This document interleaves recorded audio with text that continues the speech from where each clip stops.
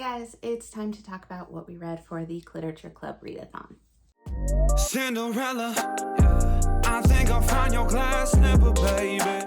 So Cliterature Club Readathon is over and done with. We spent a week reading and tackling the 4 books that I had on my T.B.R. So how did they turn out? Let's get into it. So first up, we have Stoneheart by Katie Robert, and this is like a prequel novella to the whole Dark Olympus series. And in it, you have the characters of Medusa and Calypso, who make their appearance a little bit more prominently in, I think it's Dark Restraint. Yeah, Dark Restraint, which had the Minotaur and Ariadne in it. So it was interesting kind of seeing their beginnings and their stories. This was actually a really short novella. I think it was like 80 pages.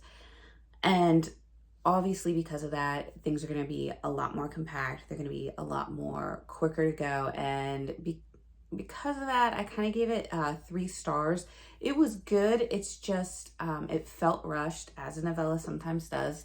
And I wanted a little bit more to their characters, a little bit more of their backstory, and a little bit more of kind of like how they could fall for each other so quickly to give up things or attempt to give up things and go that way. Because basically you have Medusa, who works for Athena, and she is kind of like the most deadliest assassin, if you will, for Athena. She has this kind of persona that everybody's afraid of her. She has a lot of scars all over her body due to an unfortunate incident with Poseidon, or the former Poseidon, I should say.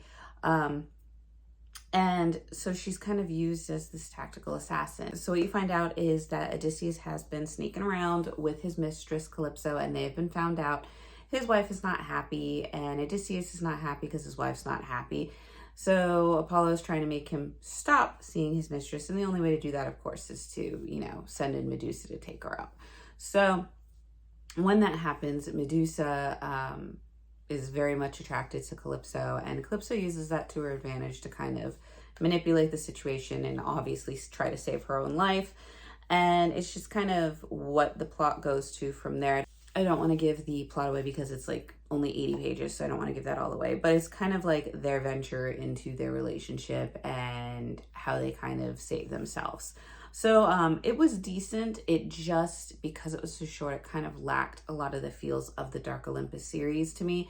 And like I said, I just wanted to kind of go more in depth into their characters and their romantic situation, because it really came off as more of a kind of insta attraction equals love type scenario, and I didn't really care for that much. So I did give it 3 stars, and we did finish that one. So next up, I have To Claim a King by May Sage. This one I ended up giving 4 stars to. I thought it was really interesting. It was very quick paced, and you had, of course, I'm going to be botched with all the character names on all of this because these were quick reads and I'm not good with character names. Anyway, but you have this main female character who comes from a family of very powerful wizards, and she has like no magic.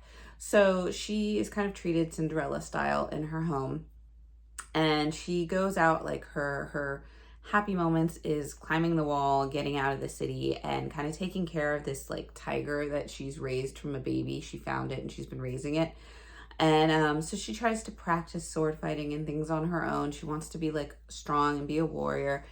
And she ends up meeting a dragon, and not any dragon, but the princess to the kind of dragon clan. Now, the humans and the wizards have been taught that dragons are all bad, and the dragons aren't really. They're just kind of keeping to themselves. They have a history with what's happened with humans, so they kind of just keep to themselves.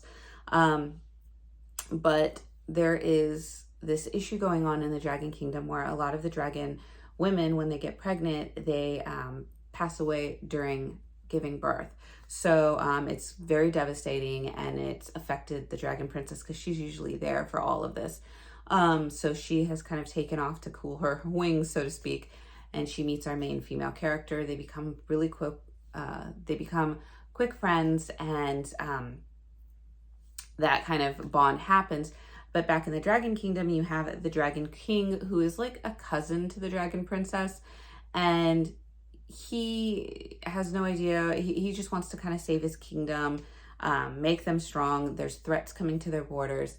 And to add to all this, his council is wanting to enact this kind of competition where all the female dragons will come together and fight in combat to basically claim the king and become the queen of the dragons. They want the baby dragon heir for the king, and he doesn't really know what to think about it. He's just kind of tired of it, so he's like, fine, whatever.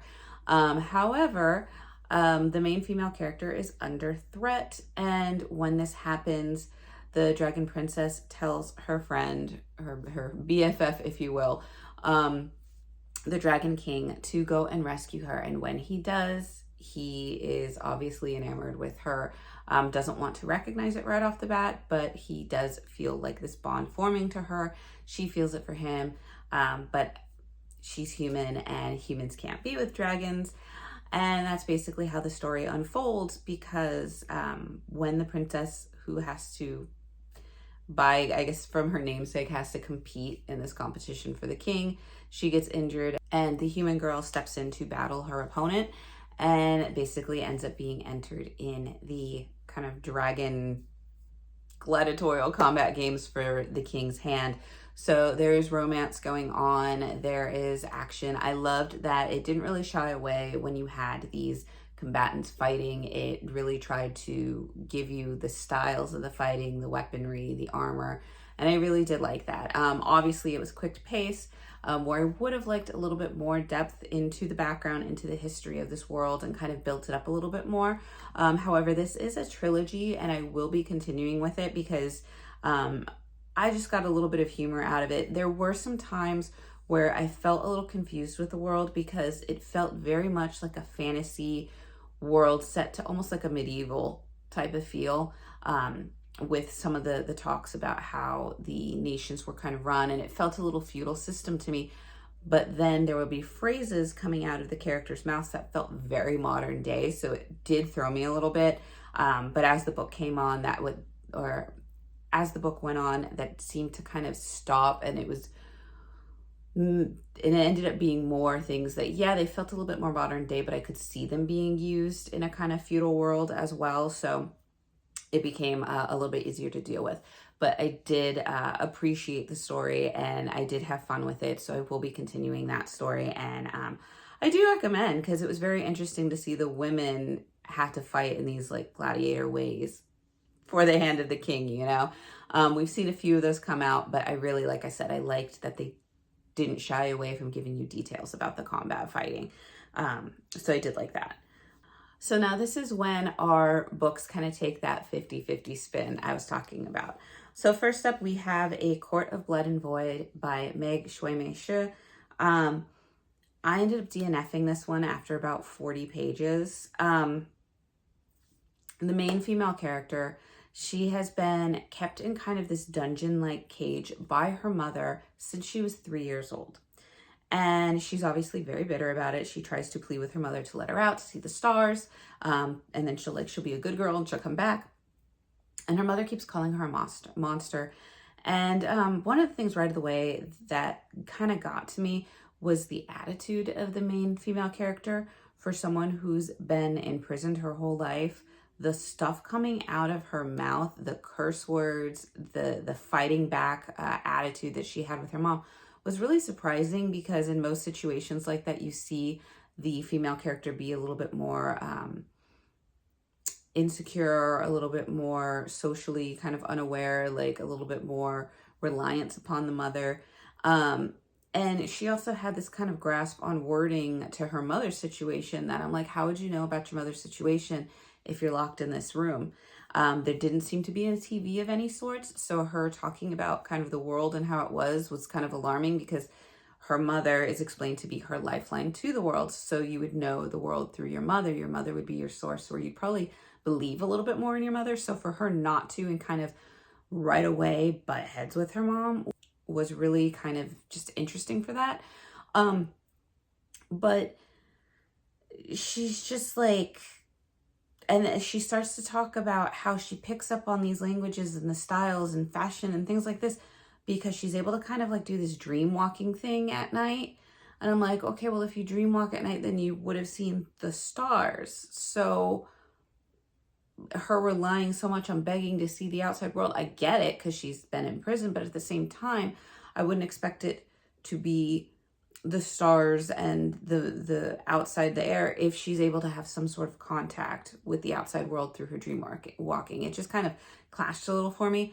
And then she's rescued very quickly by these two men. And I do say men because they are older than her. She, at first, she was presenting like she's like 20, in her 20s. And I was like, okay. Right away, she's kind of batting heads with them, giving them attitude, trying to escape from them. And I get it because she's been in prison. She wants her freedom. She doesn't want to go from one cage to another. But at the same time, she's kind of attracted to them. So it was really interesting. And one of them is in an animal form. So she's got this kind of attraction to an animal. And she's like, this is kind of weird. When she basically falls unconscious and she wakes up in, brand new circumstances, she's having this kind of very smutty, spicy dream that involves four men. And I keep alluding to men because she does mention that because she was imprisoned her whole life, she hasn't really had any contact with men. So for her to have that spicy of a dream with no contact with men, I was like, okay, all right. But the kicker was after she talks about her being a virgin, she mentions that she is 16 years old. And that's pretty much what took me out of it. She's 16 years old. She apparently has the body of a 20-something-year-old. Apparently she's been fully developed since she was 9, which I'm like, okay, you're in this kind of fairy world where things work differently. But from that point on, she is evaluating her body in the bathroom to very much detail, which felt a little uncomfortable. And then she is flirting and talking about these spicy moments that she could have with these men who obviously in the Fae world are much older than they appear. So it was just really starting to feel a little uncomfortable because of this known age gap. If they would have put her at 18, I would have been like, okay. But at 16, even if you look like you're 23, even if you're in the Fae world, it just feels a little uncomfortable reading these situations. And also her attitude. Her attitude just never went away. And it was just clashing really badly. And I didn't really like her at all. So because of her attitude, because of the age gap that was very uncomfortable, I ended up DNFing it. So that went DNF'd. Won't be continuing that series. I have an issue with main female characters who are very aggressive and very, like they try to be the strong female, but it just becomes irritating and like hateful to the world. And I just can't. I don't like those ones. I want them to have, a little bit of learning, grow a little bit, maybe show a little bit of vulnerability to a few characters that humanizes them a little bit. That just, I just don't like that type of attitude. So DNF'd that one, which brings us to our final book for Cliterature Readathon, and that was The Sword of Lions by T.Z. Krasner. I read like a good majority of this book. I think it was like 280 pages. I read a little over 200 pages of this book before I DNF'd it. I could have finished it. It just was kind of feeling very repetitive. You had, once again, this world where you have a princess and her sisters are teasing her because she can never choose on a suitor, and everybody assumes that she's in love with like this childhood bestie who is off in the military. And lo and behold, it's his big return. And so it's kind of like, is there going to be romance? Is there not? Due to misunderstandings of their past, as it happens, she doesn't think that anything will happen. He doesn't think he's deserving of her. But there are these dark forces at work, and they have put the princesses under a kind of curse where the princesses will kind of just faint, and have these like fainting spells. And once they wake up, somebody close to them is turned into like a monster, basically. So the princess, who has very powerful magic, is sent by her sisters to kind of go and reach Merlin in this tower to save the kingdom, to break the spells, to find out what's going on. So I thought it was going to be interesting because it had aspects of Arthur. They did talk about Morgan Le Fay. They did talk about Arthur. They did talk about Merlin. They talked about Robin Hood, and they talked about Alibaba and Aladdin, and kind of like all these descendants, if you will, of these great fictional heroes and fantasy heroes that we know. And that aspect was good, but they only quick mentioned it. I would have liked a little bit more building into how you go from these fantasy heroes to this day and time that takes place in the story, because that didn't really make sense. You also had these descendants that you like, obviously they have tweaked some of the stories, especially with Robin Hood, and Maid Marian, and kind of things that they did that just wasn't as fleshed out as I really would have liked. So it did kind of get a little confusing at times. The story got a little bit repetitive because one of the villains that just kept coming after them as they're on this quest, they just never took care of. So he just kept coming and coming and coming. And it's like, okay, well, if you guys would take care of him, which I understand why you didn't, because not going to give that little nugget of wisdom away.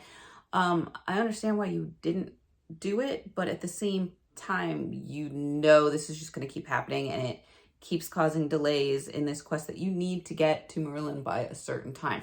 So that just got a little repetitive. The monsters, if you will, that they had to keep fighting were basically the same, and that got a little repetitive as well. I wanted to see a little bit of growth. I wanted to see a little bit of when they figure out kind of what's going on and who is behind it, possibly.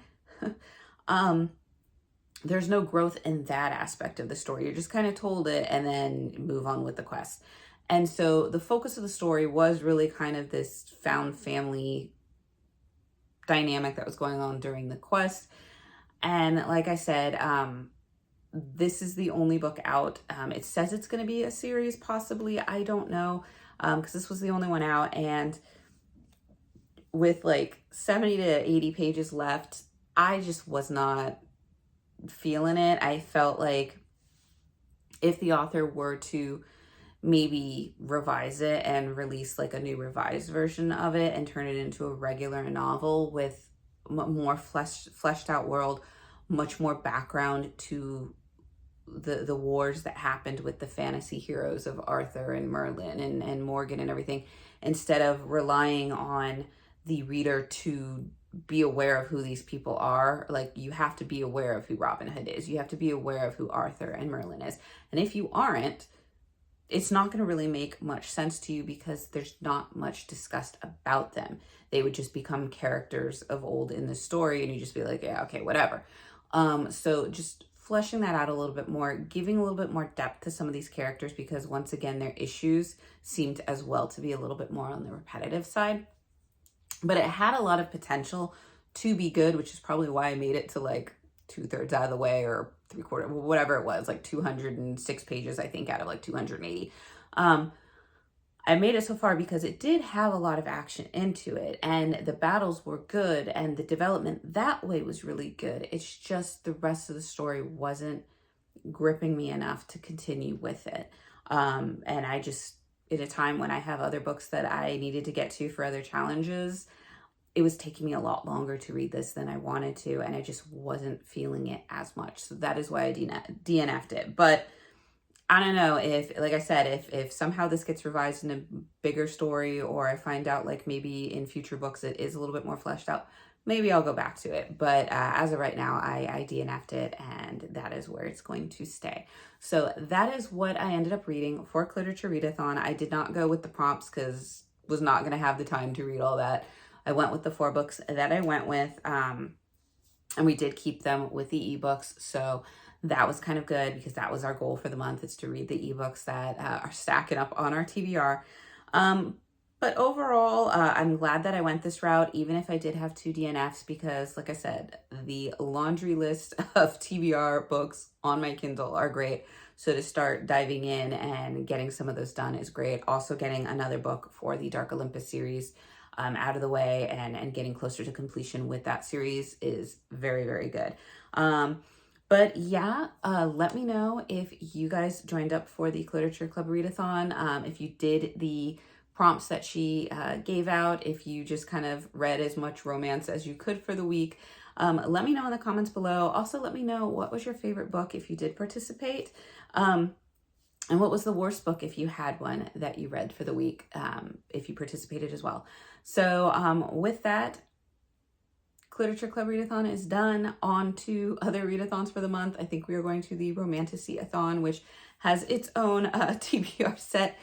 But I hope you guys are doing well. I hope you guys are having a wonderful February. Stay warm, stay healthy, stay hydrated, and I will see you guys in the next video. Bye. Where do you go to? Where do you go?